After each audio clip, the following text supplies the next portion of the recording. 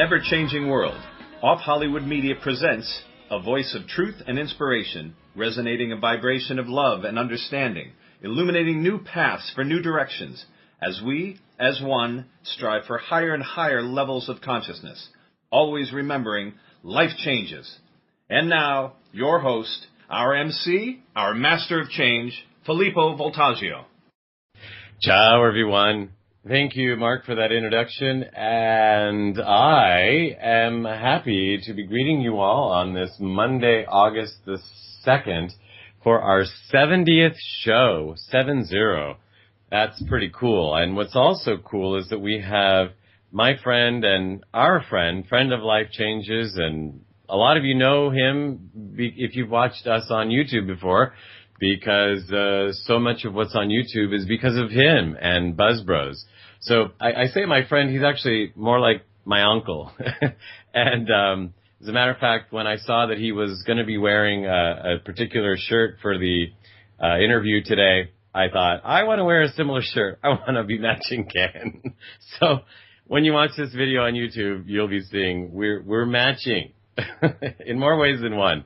You know, actually, I was in the shower, which is going to bug Ken, or already has, because, of course, I showered just before the show, and now I've got wet hair on the video, and he's like, can't you shower before? I did shower before. He's like, I mean, a lot before, because I don't like to use a blow dryer, and I like my hair to dry naturally. So it's drying naturally while we're doing the show. But anyway, I was in the shower, and I was thinking back. Well, actually, I was in the shower. I thought of a lot of things in the shower. That's what I do in the shower. I don't know about you all, but I think a lot. Sometimes I sing, but usually I think. In any event, actually, I think all the time. If anybody knows a way to stop thinking, which is what meditation and all that good stuff is supposed to be for. So I'm working on it. But in the meantime, I can't meditate in the shower, so I still think. Or maybe I could. Anyway, that's not the point. The point is that the drain was clogged. And so the water was filling up the tub as I was showering. And I take short showers. So I don't really use a lot of water because my showers are really short.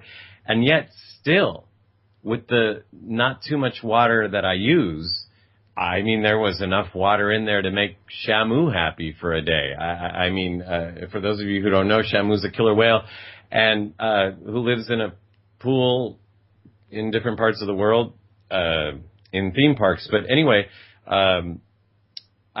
it just was filling with water. And it made me think, do I ever stop and think how much water I really use when I'm showering? Or do we ever stop and think? And are we always grateful for stepping in the shower and being able to use that water? And because some people don't have water, period, much less running water in their house, much less being able to shower even for 5 minutes.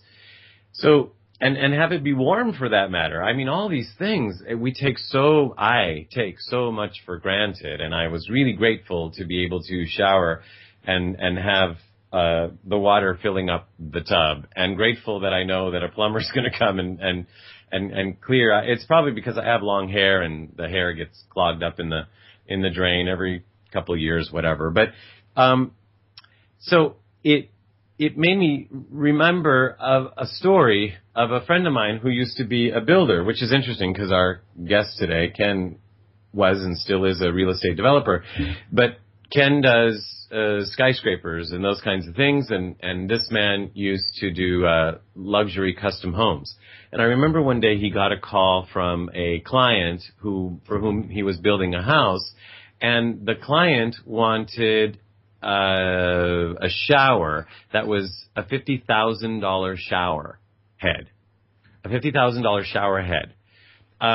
So the shower head, what does a shower head do for $50,000? Is it all gold or something? And I remember it was a nice material. But the thing about the shower was that it covered the whole ceiling of the shower, and it rained water down as if somebody was in a rainstorm or something, which, frankly, it sounds pretty cool. And I can't wait till I can have the luxury of being able to buy a $50,000 shower. but also not buying the $50,000 shower.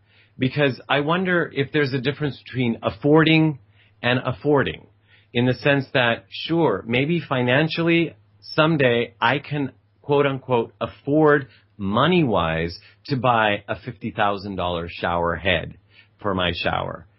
But can the world afford? Can the people throughout the world, the earth, can the water from whatever city I'm living in at that time, can we afford to be making these kinds of decisions, to have this big energy drain, water drain in our own bedroom when a lot of the world is suffering? I mean, I can't imagine if I was living in Las Vegas or something like that. If I were living in Las Vegas and I bought one of these things, it's like, what effect does this have on everybody else just because I can, quote unquote, afford it with money? That's starting to feel like it's not right. And I do want to have this conversation when I'm able to afford it, because I'm going to say that's what I want. Although someday that's probably not going to mean anything to me either. Being able to have that kind of money, which is interesting, which is not what I was going to be talking about today at the beginning. But as life changes, this thing came up as I was in the shower getting ready for the show. What I actually did want to talk about is, a lot of you know that President Obama was on The View on July 29th. And The View is a television show that is 4 or 5 women that chat about all kinds of things. And they had the president on the show, the president of the United States, Barack Obama. So he said something that I don't know if a lot of people watch The View. I certainly don't, but this was brought to my attention, and so I went and saw the footage on YouTube. And the thing that came up was he said something that I don't know if, or I didn't know that, is perhaps something that's said. Now, let me say this. I used to work for IBM. Big Blue, it used to be called. It probably where blue chip stock came from, because it was one of the biggest company, top 5 at the time when I used to work there, and maybe even was bigger beforehand. And in the training, we were told never use buzzwords with our customers, because our customers won't understand the buzzwords, so it won't serve us any good when we're trying to explain something to them or sell something to them. And then there are some buzzwords that we want to keep within our own company. So don't talk about this or don't talk about that because we haven't released that yet, for example. Another thing too is today I noticed that we had something going out that had our logo on it, which looks like a lot like the logo that we're actually going to use, that we have. Will Works, our friend Will Peterson, is working on a really cool logo for us. And as we started to put something out today into the press, we realized that it had a semblance of our new logo and not our old one. And we aren't ready to announce our new one yet. So we pulled that and we said, no, let's not put that, because that's foretelling our new logo, and we don't want to make that announcement yet. So we almost made a slip up about our new logo when we weren't ready to announce it. So all that brings me to our president talking on The View when he says, and I quote, and what is still true, when he was asked about racism, and what is still true, quote, is that there is still kind of a reptilian side of our brain, right? That part of our brain that if somebody looks different, is that there is a part of us that is cautious, end quote. And he said that on The View. And nobody asked him what that meant. Well, first of all, what does that sentence mean, period? And secondly, a lot of people like ourselves here at Life Changes get criticized sometimes for saying things, talking about ETs or talking about reptilians and all that. Did I miss something? Was there a memo that went out? Are they teaching something else in school that said we come from reptilians, that we were first reptilians and then we became humans, and now President Obama is sharing with us something that we already all know, that we have a reptilian side of our brain? So, first of all, since I never heard it before, I'm assuming a lot of people haven't heard it, so it's not a buzzword that everybody uses. So going back to my IBM analogy, if you're using, and IBM used to say this, if you need to use a buzzword, then make sure you explain it. Well, he used a word, then it needs to be explained.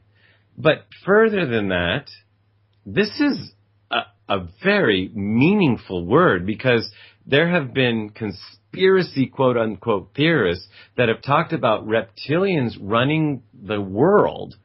And now the President of the United States says that we have a reptilian side of our brain, and that if somebody looks different, that part of us is cautious. The reptilian side of us is cautious. And nobody on The View said, could you explain that? Did they not hear it? Did they avoid it on purpose? And I haven't read too many things about it since. And I'm saying two things. Number one, if it's a buzzword, then somebody explain what it means to you. Because what it means to me is kind of scary. Because if all the crazy people, quote unquote, that I have heard talk about reptilians running the country and the world and what's going on, if they're really right, because the President of the United States is actually saying that they are, maybe making that connection, then we've got to look at something. Talk about life changes real quick here. And secondly, if it's more like my logo analogy, where they are saying something which, because then it seemed like he kind of stuttered, which shouldn't have been said yet. Like some people are saying they're going to announce ETs, that the aliens are really here because other countries are already doing it, and this is the government that's going to make that announcement. Well, did we just hear an announcement that wasn't supposed to be made, that if maybe part of our brain is still reptilian, that maybe there are still reptilians on the planet? And who are they and what are they doing? And could there be any truth to what some of the quote unquote crazy people are out there saying? Which is interesting, because a friend of mine just turned me on recently to the movie They Live. I think the story was based on a short story written in 1963 or 64, and then it was made into a movie, I believe, in the 70s, and it's about that, about reptilians. The story was actually about reptilians, and the movie, they were kind of robotic or skeletally looking or something, but normal people couldn't see them until they wore a certain kind of glasses, and then they would see the reptilians. So this one guy in the story, at least, woke up and was able to see what was truth. Are we being shown what's truth right in front of our eyes? I don't know if I should be scared or skeptical, or I'd like to understand what this means. So somebody please explain. With all that said, my hope and trust is that the truth shall set us free, and that we're going to know what the truth is really soon. Now, I could go on and on and on with stories, but I'd like to introduce my friend Ken, who's actually doing what he always does, which is working with the camera and making sure that it works right and all that good stuff. And I'm just wondering, this is the first time we've ever done this where I've tried to get him in front of the camera, and here he finally is, and he's still working with the camera. So are we actually able to start the interview, or do you want a few more minutes? We're not live on YouTube yet. We're not live. I'm making room for this amazing interview. computer. I think I was sabotaging myself. You're interesting. Interesting. But I'm overcoming it right now. Well, nobody twisted your arm. No. You came freely and happily. Well, you could start with talking about my very boring background. I wouldn't probably put that on YouTube anyway. You have a great story to tell, and there's nothing boring about it. But actually, I'll tell one more quick story that I was thinking about in the shower while the water was filling up my tub. And my hair is drying as we speak. And my hair is drying. So just as we're ready for YouTube, my hair will be dry and we'll be ready to go. But I was remembering also a conversation that I was having this weekend at a pool party. A friend of mine's going away pool party. And she had a lot of her friends there that I didn't know. But as I was there, and of course my feet were bare, a man actually said to me, "Oh, your heels are gross." And I'm like, "Excuse me?" I'm looking at them, Filippo, and they look perfectly fine. Okay, and actually there's a reason, and I'll finish the story. He says, "Your heels look gross." And I thought, "Excuse me?" And I look at my heels, I'm like, "So what? They look like a man's heel." And he says, "Look at mine." Now, this is a straight man, because his girlfriend was there. I don't know him, but telling me that my heels look gross. And he says, "Look how cracked your heels are and calloused. Yours should be like this." And his were really smooth. And somebody else, another straight man, chimed in and said, "Right, look at mine." And then somebody else chimed in, who I can't attest for their sexuality, the third one. But anyway, they were talking about my heels. It really, is this what we've come to? Is this what's important? And I looked at them and I'm like, I can't believe we're having this conversation. And one of them said, "Well, you should pumice. Use a pumice stone." And somebody says, "Well, I use this pomade or lotion or something." And I thought, oh, somebody get me away from here. So guess what I was just doing in the shower while the water was filling up my tub? That's why the heels look so good. That's why they look so good, is because I was using a pumice stone on my heels. It's very good to have your feet pumiced up, I hear, if you have diabetes. Oh, really? Yeah, because your feet get cracked and dry, and it's very dangerous. Mine were cracked and dry. Who knows? Maybe I have diabetes. No, you don't. I can't imagine that I do, but we should have a diabetes specialist on the show and talk about that. But talk about life changes, the kinds of things people talk about these days. Now I know why I don't get out much. Anyway, I don't care what he says. I want to start talking about my friend. Earlier, I'm enjoying being able to laugh when you make your comments. Oh, that's right, because you're behind the camera trying to be quiet. Your job is to be quiet today. But today, actually, no, it's not. This is a fascinating show to me because Ken has had such an amazing life already, and it's in so many ways I feel like it's only just begun. Like this whole portal of energy has opened up. Actually, before I start introducing Ken, I'll remind everybody that you're listening to Life Changes with Filippo on the BBS Radio Network, and you can hear us every week on Monday night at 7 p.m. at lifechanges.ws, and of course, there you will find the portal to the BBS Radio Network where you can hear us live. And if you miss us live or want to hear any of our past shows, you can go to our archive pages on lifechanges.ws. Of course, we're also available on Facebook and Twitter and actually, thanks to Ken Sheetz and Buzz Bros on YouTube, etc. And so we'll talk more about what he does there. Voltaggio on YouTube. On YouTube, it's Filippo Voltaggio. And This is the man. Voltaggio, because that's how Ken set it up. And of course, I'm assuming people know how to spell Filippo, Filippo. Now, Ken Sheetz, that's spelled Ken Sheetz, he enjoyed a successful commercial real estate career before becoming a filmmaker. Now, it's interesting because they're successful and they're successful. Well, he was responsible for over $1 billion worth of commercial real estate transactions, that including development of a 38-story, $162 million skyscraper, and Oprah Winfrey's $28 million Harpo Studios. Well, that was a few years back, so would have probably been a lot more these days. And then he had, talk about life changes, a few life changes that led him here, and while being here in Hollywood, he became a Hollywood producer, director, writer, and he has a popular blog. What is the name of your blog? It's not on here. 7 years in Hollywood. Oh, 7 years in. Years is abbreviated. 7 years in Hollywood. What abbreviated how? YRS? Yes. 7 years in Hollywood is .blogspot.com.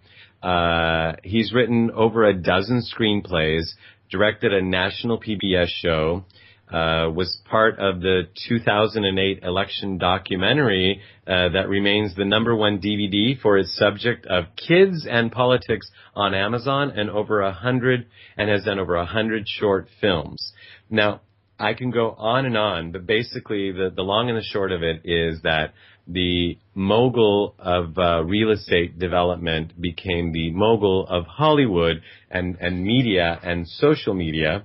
And the story in between, we finally got Ken Sheetz in front of the camera to share with us. Welcome. Yes, it's finally good to be in front of the camera. How can I step it even closer? How's that? Sure. Like your hat, by the way. Thank you. And how do you like that we're matching shirts? I will share with you that there's a reason for the hat, but I feel more comfortable with it. Hat or no hat, you look great. Thanks. And you know, you this is one of the most amazing things about you. You are willing and able to share with everybody the story that has brought you to this amazing place where you are.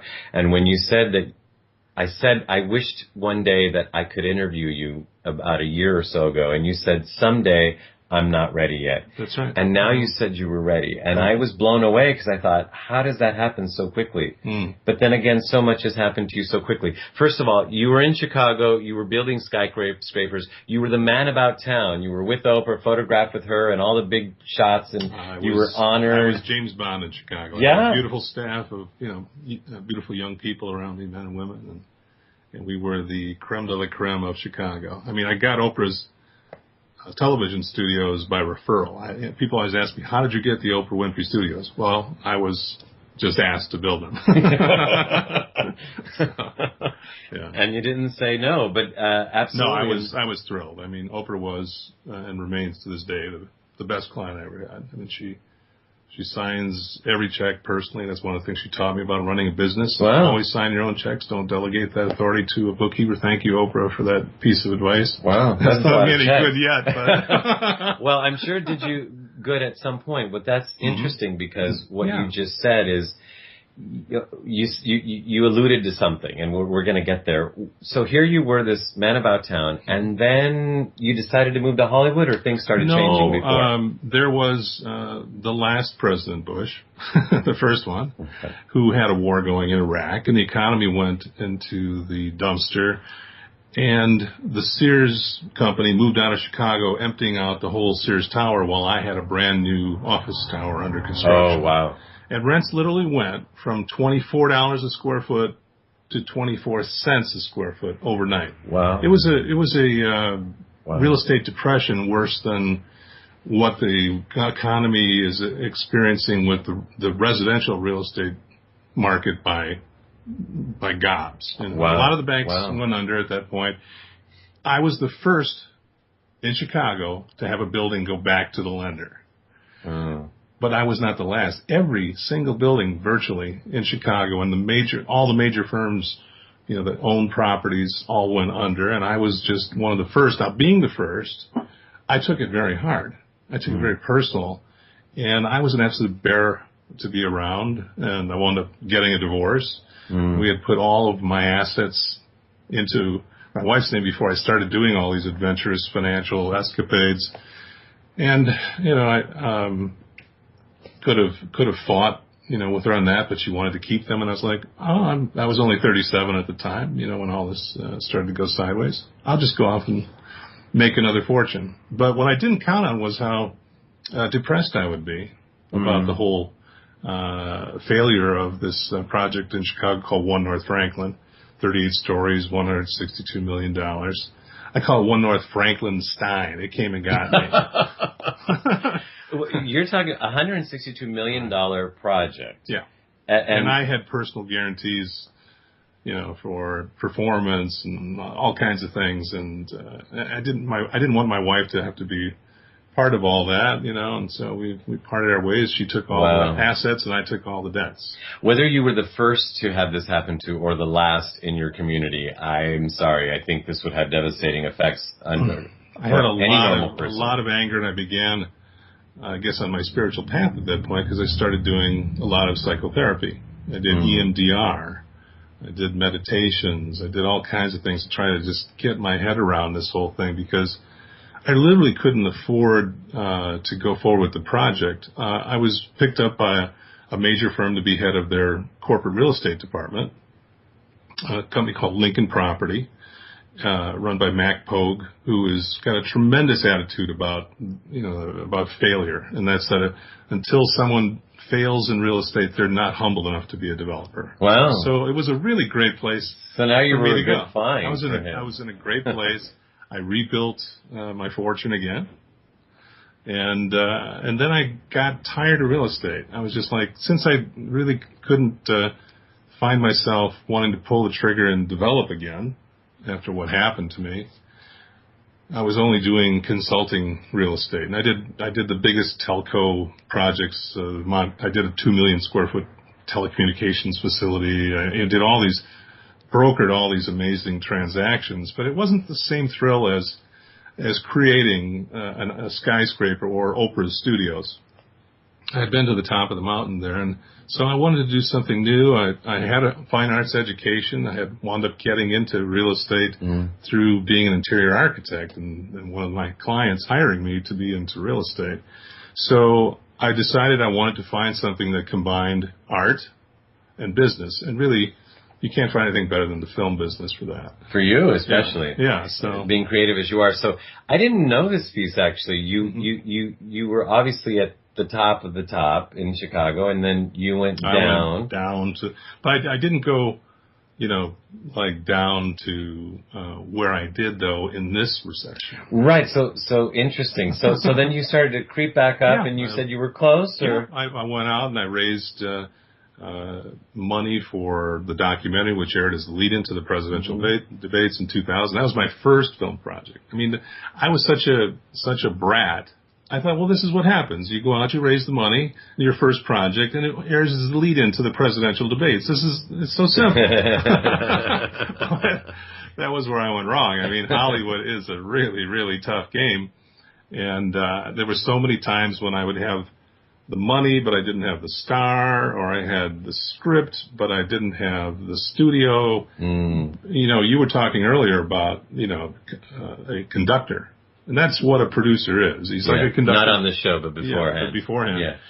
A conductor brings all the elements together, and that's what a producer does. Right. And it's a skill that I mastered by making it smaller to the point where I could do lower budget things and get them done, because I love to create things. And this whole thing where if you listen to any DVD of any movie, you'll hear this horrible thing. Well, it took us 10 years to get this movie made. Well, right. When you're starting a career in Hollywood at the age of 50, you don't want to believe you don't want to do that. You just don't want to do that. So I began learning how to edit and to film and to do all these things, and got to be so good at it that it eventually led to the social media work I do today, which you're seeing on YouTube right now. Right. And so, before we get to the social media part, there's just one little hump that I wanted to get through. Oh, yes.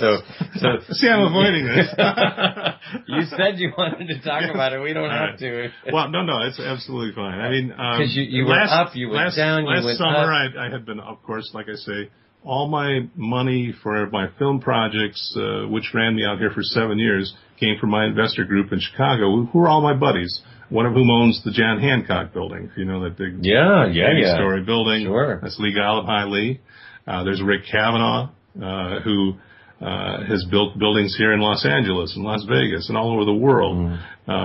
There's Steve Fifield, who is just a genius, who built a building right next door to mine, 1 North Franklin, and we had the same footprint, and he always admired how we were able to build a bigger building because we did more work with the city on getting a better zoning. But we had exactly the same stuff. I'm getting it. You were a big shot. Yeah. You still are. Well, but that's the thing. What's cool about being a big shot is realizing it doesn't make you happy. Now you've realized it. Well, I realized it. Oh, you realized it then? In fact, I was miserable about it. I was like, I am a big shot and I am miserable. And I am happy. And the universe says, you think that's bad, watch out. Yeah, we're going to show you what. We're going to show you really miserable. But I've never been miserable through all this. I mean, you've been kind of amazed by it, because when the recession hit and all my buddies who are in real estate lost everything again. As well, right. And now they're restructuring and it's going to be great. We'll be making movies again soon.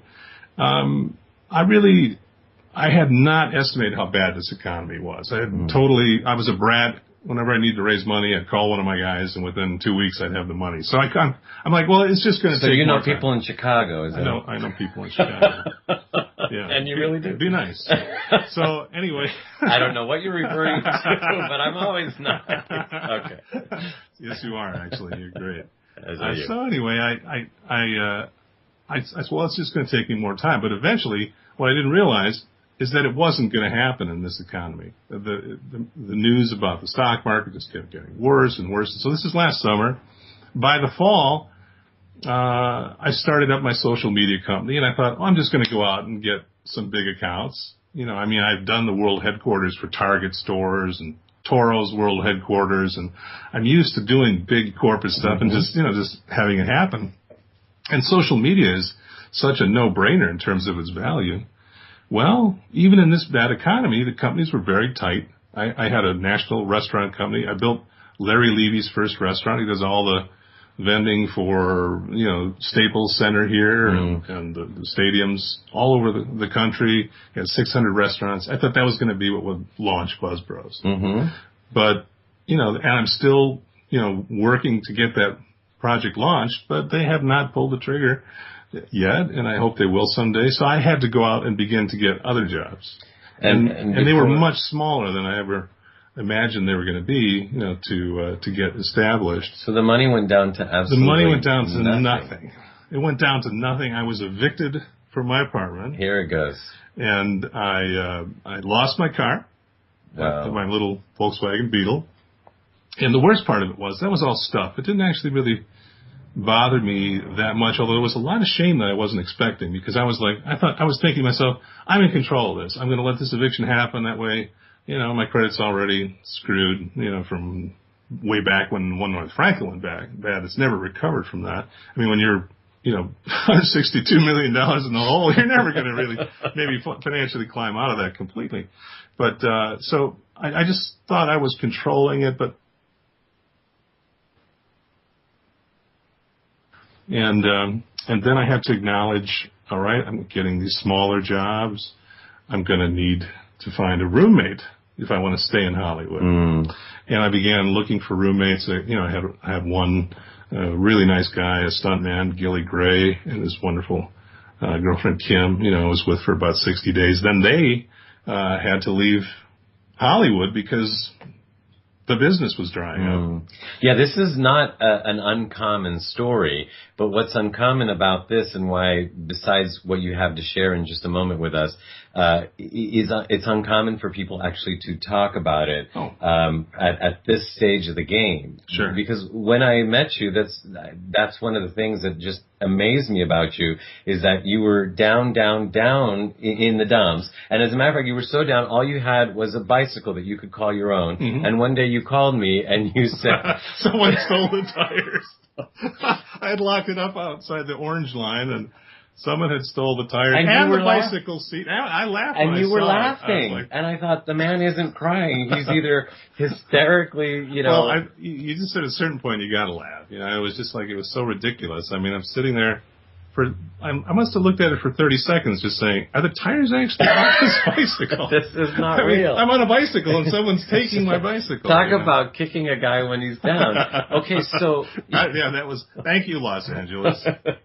Yes. Well, from where my understanding is that all of this is going, that this might have been your higher self saying, and now we're going to learn something different. Well, I took it, if you look at a lot of spirituality, it's about giving things up. I mean, if someone becomes a monk, they're supposed to give up all their worldly positions. Right.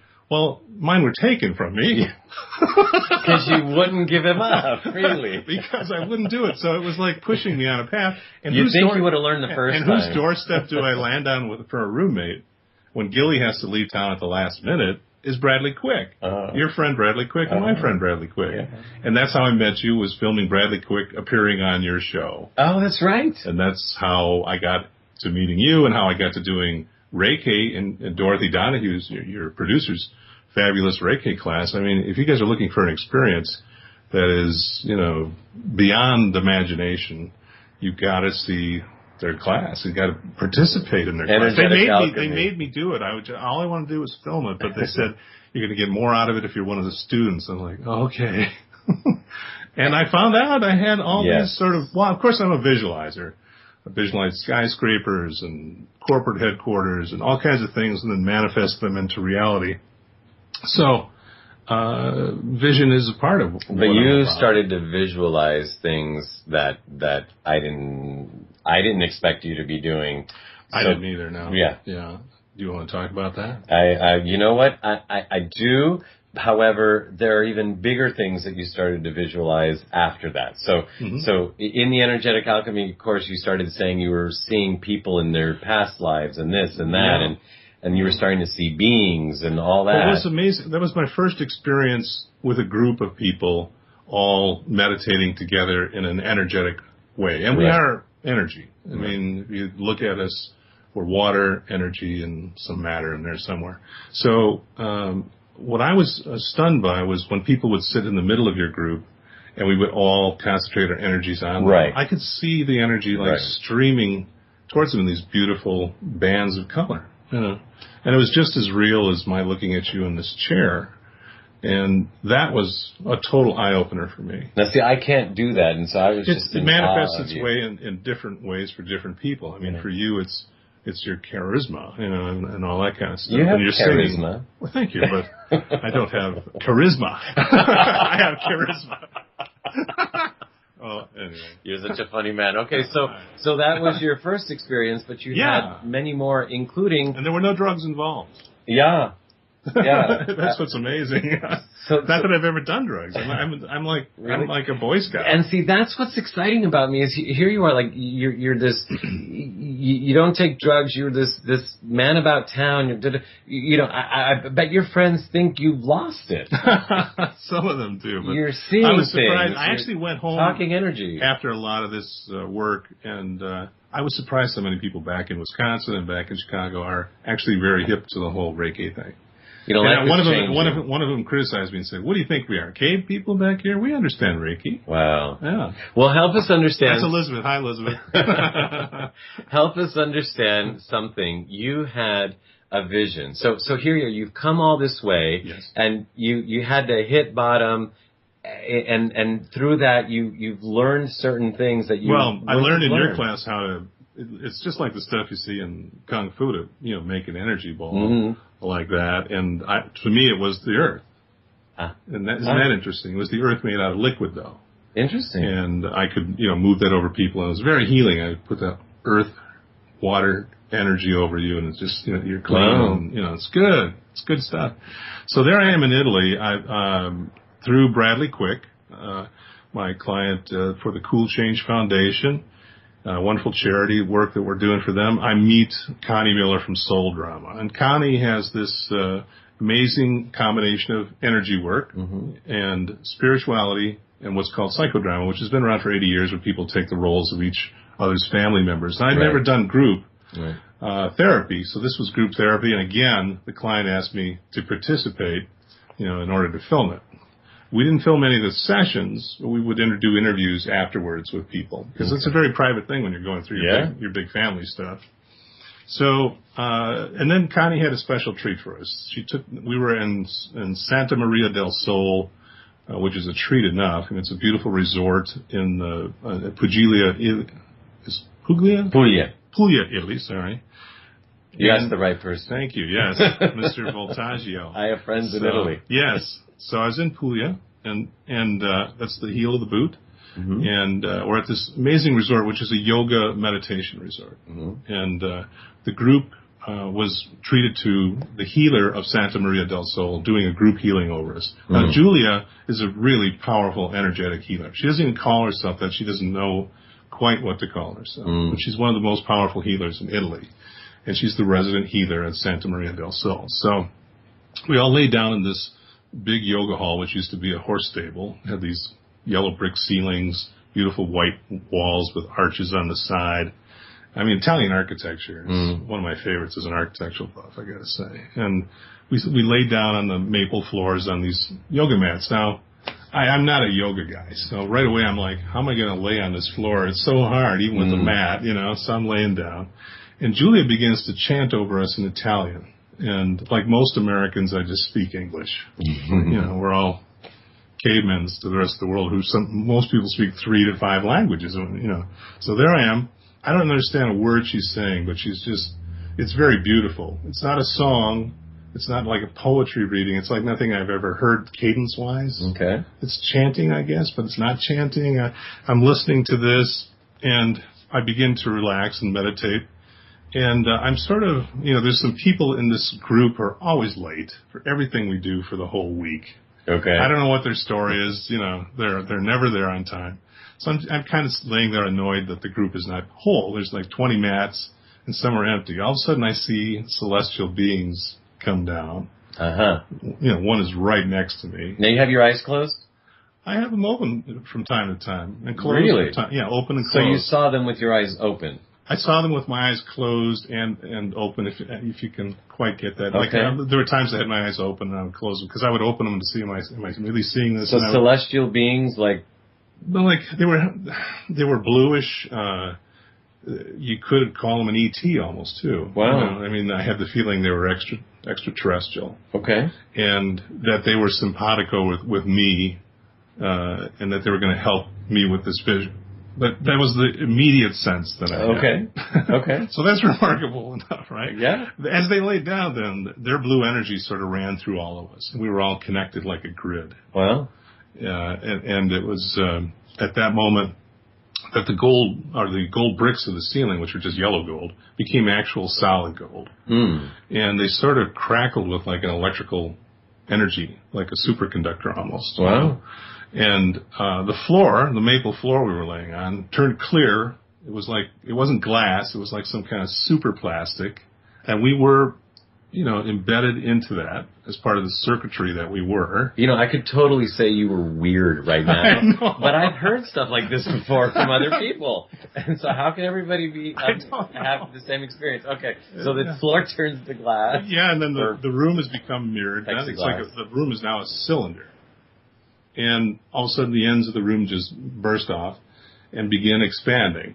And I could see it expand. Now, this I'm seeing in my mind's eye, of course, because I wasn't in outer space. Right.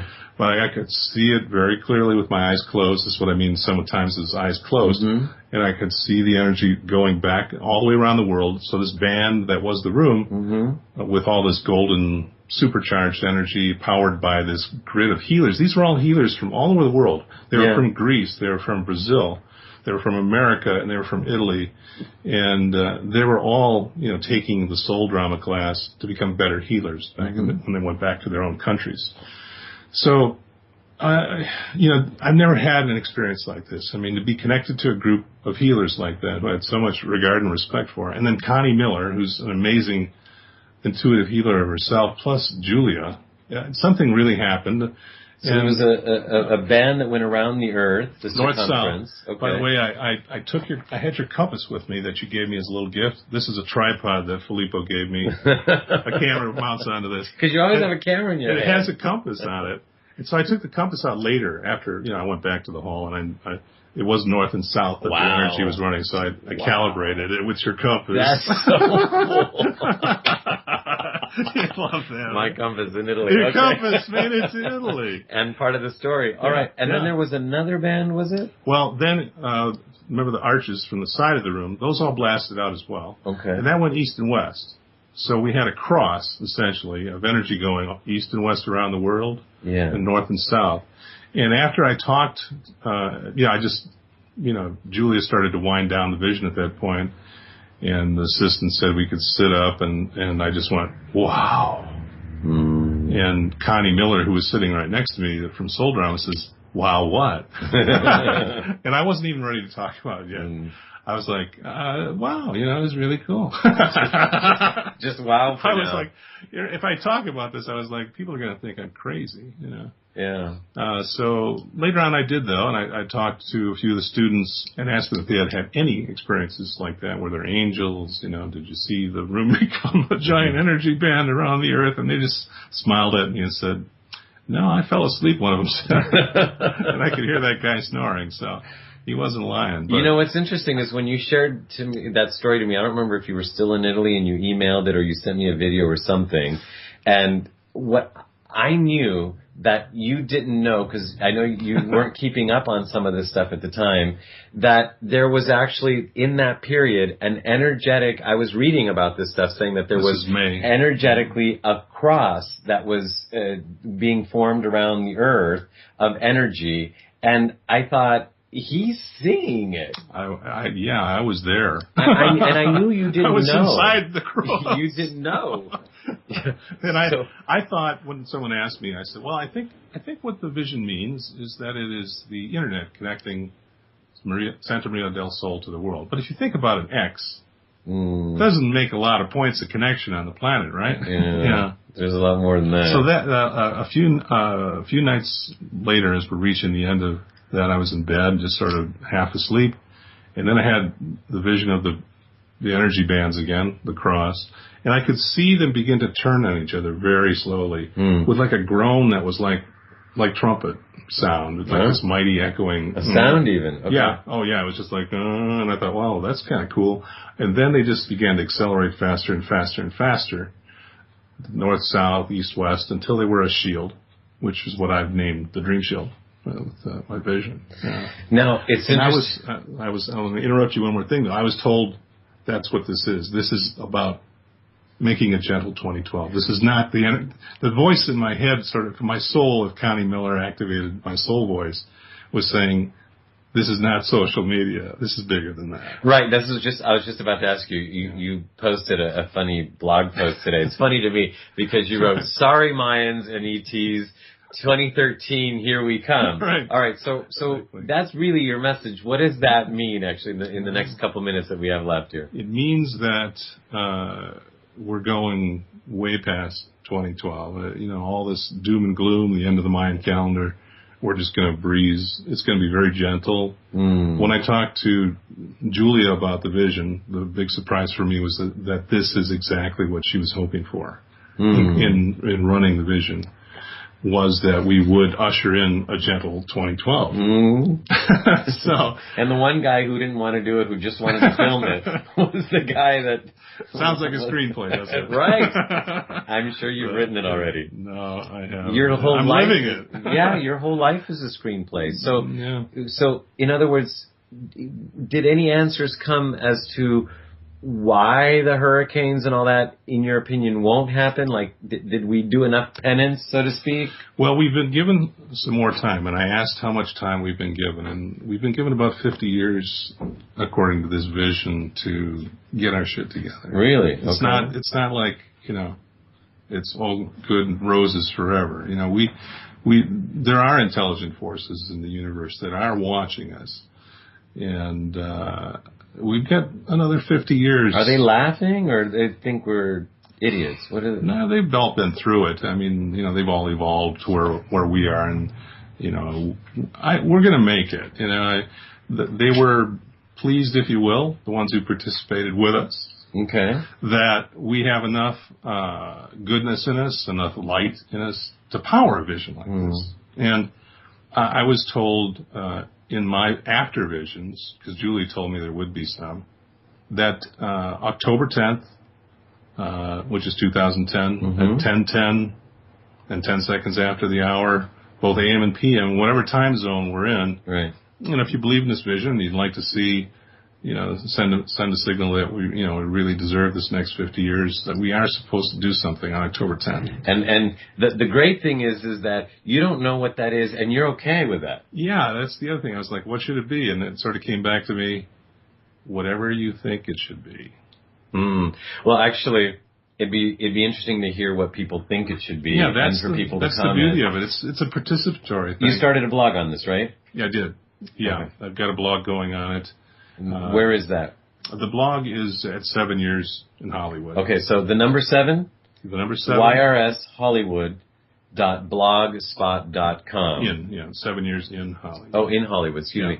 And also, of course, Buzz Bros. Yeah. BUZZBROZ.com. Yes.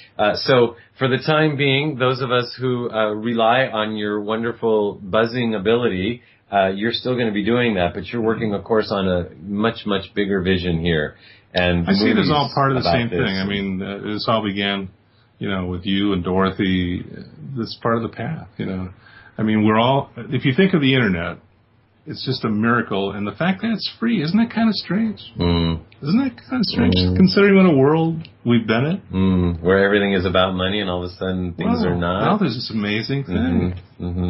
Yeah. It's crazy, isn't it? Yeah, it's crazy. And that's one of the main reasons why it was so great to, Dorothy said, we got to get Ken on the show. I'm like, I've been wanting him on the show forever, but he doesn't want to talk about, she's like, he wants to talk about it, but make sure he wants to talk about it, because this is craziness that, you come. Well, I think it's good for people to hear how grounded I am.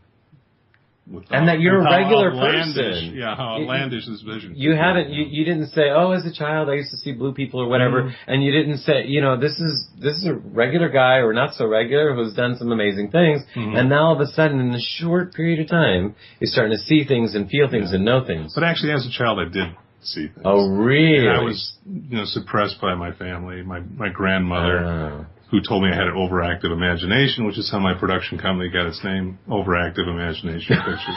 So. Okay. It sounds like we need a whole other show on that one. Yeah. Ken, this has been great. All right. This has been so great. Thank you for coming on. Pleasure. Thank you for filming it. Behind the camera now? You can go back behind the camera, Right. where you really belong in front. But in the moment, we need Dorothy Lee Donahue in front for the segment we call How to Be the Change. Well, it's really change yourself, change your world. Oh, yeah. Okay. I'll get it for next time. This is exactly what April Evans is attempting to do. She gave up her dream job because of her convictions and her beliefs that animals should be treated ethically.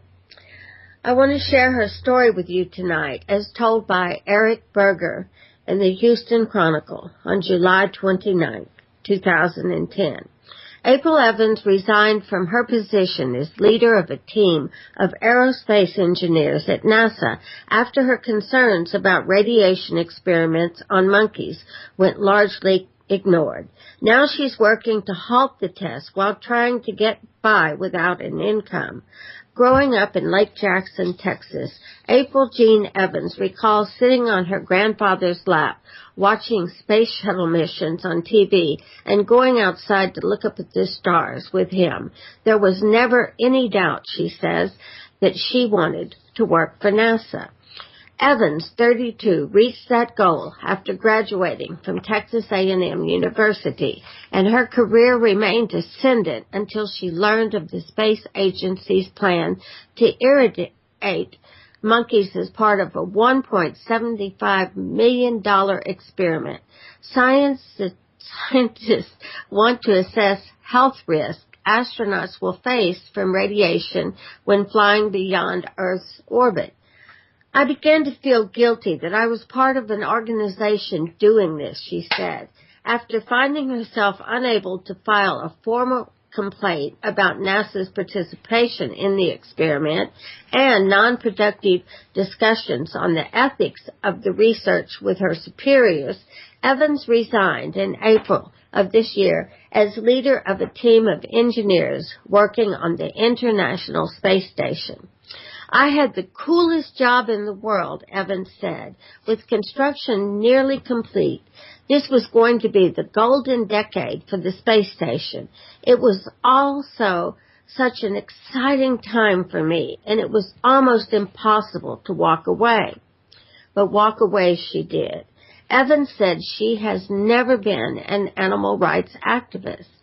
She said she didn't even know about the monkey experiments until January, when People for the Ethical Treatment of Animals protested outside the Houston Space Center. Nevertheless, she recently connected with both PETA and Animal Defenders International, which opposed the monkey experiments, and the two organizations encouraged Evans to tell her story. NASA can ill afford to lose gifted people like April Evans, who sacrificed her lifelong dream to speak out against animal abuse and backward-looking science, said Kathy Guillermo, PETA's Vice President of Laboratory Investigations. Of course, NASA defends testing. Radiation exposure is one of the greatest hurdles NASA faces in pursuing long-duration spaceflight beyond Earth. The space agency says the experiments involving as many as 30 squirrel monkeys are critical to safeguarding the lives of astronauts during missions to Mars or other long-duration destinations in the solar system. On Earth, we're protected from most of the space radiation by the Earth's atmosphere and magnetic field, explained Michael Brockus, a NASA spokesman. The types of radiation and the doses to be encountered in space are well understood. However, because cosmic rays are a different type of radiation compared to radiation on Earth, such as X-rays, the potential health risks to astronauts are not well understood. By understanding how radiation affects the cognitive and motor skills of intelligent monkeys, NASA plans to develop biological countermeasures to the risk. Evans worked at NASA for 9 years, spending time supporting efforts to construct the space station and later leading a group that ensures various spacecraft that visit the station, including vehicles from Russia, Europe, and Japan, can do so safely and without compromising the station's large array of solar panels. She believes NASA should be conducting research in preventing radiation from entering space capsules rather than mitigating it after the radiation has already reached astronauts. Since leaving her position at NASA, Evans has devoted most of her time to building support for an international treaty that would ban primate experiments for the purpose of space exploration. Already, the European Space Agency has adopted such a position, with Director Jean-Jacques Dordain stating in an April 1 letter that ESA's formal position is, there is absolutely no research interest in planning for experiments with primates. Such is Evans' aspiration that all space agencies would adopt a similar position, but there's also the real-world issue of no longer having a regular income. Since leaving NASA, Evans has moved into her brother's spare room. She's also falling into debt. I've dedicated myself to trying to stop these experiments, she said, but at some point, I've got to find a way to pay for my car. I know I need to make a living, but it's hard for me to think about that because I never expected to be working anywhere but NASA. So, dear listeners, if you have any ideas as to where this courageous young scientist might find a job and/or would like to thank April for making the toughest decision of her life, you can contact her by writing the author of this article, Eric Berger. His email is eric.berger@cron.com. That's ERIC.BEGER at BERGER@CHRON.com. I know that with this good karma, she will find something soon. Until next week, please remember that you are the power in your world, and you are the guru you've been waiting and looking for. You're the only one who can end your suffering, and you can only do this by beginning a love affair with you. So let us choose to become very conscious co-creators by making elegant choices, such as April Evans has done. And let us never forget that we are powerful beyond imagination, and that we are love, we are lovable, and we are loved. Wow, thank you, Dorothy, for that segment, How to Be the Change, or something like that. I said I'd have it for you next week. I don't have it now. But with that, I want to remind everybody that you've been listening to Life Changes with Filippo. And I am Filippo Voltaggio, and I am proud to have been of service by hosting Life Changes with Filippo tonight. I want to thank our guest, who is also a sponsor of this show, Buzz Bros, and of course, Ken Sheetz. Thank you so much. I salute you. I salute you from behind the camera. I'm saying you're sponsored because you're filming it and you're putting it out there, and you do so much for us. So we appreciate you. So I'm putting it out there like that. I, along with our segment hosts, Dorothy Lee Donahue, and producer for that matter, and Mark Lejour, and our engineer, Seth Hendrick, thank you for joining us and being part of this world, part of this show, and part of the change we all wish to see in the world. Ciao, everyone. You have been listening to Life Changes. Join us here every Monday night at 7 p.m. Pacific Standard Time, and visit us on the web at lifechangeswithfilippo.com. That's Filippo, Filippo. And follow our community on Facebook at Life Changes with Filippo.